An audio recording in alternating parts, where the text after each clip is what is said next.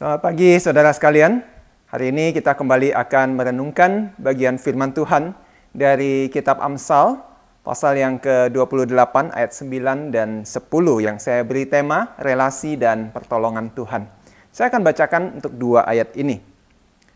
Amsal 28 ayat 9, siapa memalingkan telinganya untuk tidak mendengarkan hukum, juga doanya adalah kekejian.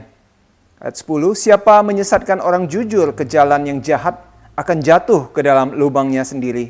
Tetapi orang-orang yang tak bercela akan mewarisi kebahagiaan. Nah, Bapak Ibu Saudara sekalian, sebagai orang percaya tentu kita perlu selalu menjaga relasi kita dengan Tuhan. Dan di dalam relasi itu tentu termasuk di dalamnya adalah kita perlu selalu berkomunikasi dengan Allah. Dan komunikasi itu juga adalah komunikasi yang tentunya bersifat dua arah. Dan bagaimana ini bisa terjadi? Yang pertama, Allah berbicara kepada kita itu melalui firman-Nya. Dan kita berbicara kepada Allah itu melalui doa. Nah, ketika Allah berbicara melalui firman, di dalam Amsal 28 ayat 9 ini disebut sebagai hukum.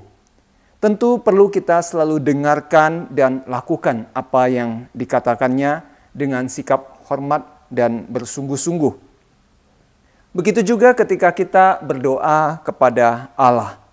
Kita juga perlu dengan selalu sabar menantikan jawaban dari Tuhan. Hal inilah yang perlu kita perhatikan dengan sungguh-sungguh ketika kita mengikut Tuhan. Di dalam Amsal pasal 28 ayat 9 ini mengatakan kepada kita bahwa jika kita tidak sungguh-sungguh bahkan tidak menganggap firman-Nya itu sebagai satu hal yang penting, maka doa-doa kita bukan hanya tidak diterima oleh Allah, tetapi juga dikatakan sebagai kekejian bagi Tuhan.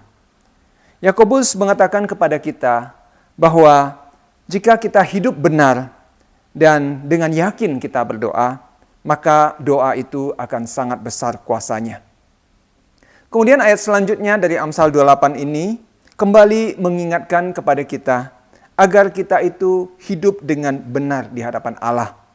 Karena kita akan selalu mendapatkan penyertaan dari Dia.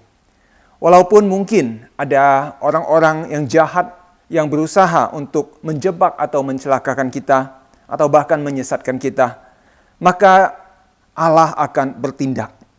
Dikatakan bahwa rencana mereka itu justru tidak akan berhasil dan mereka akan jatuh ke dalam jebakan mereka sendiri.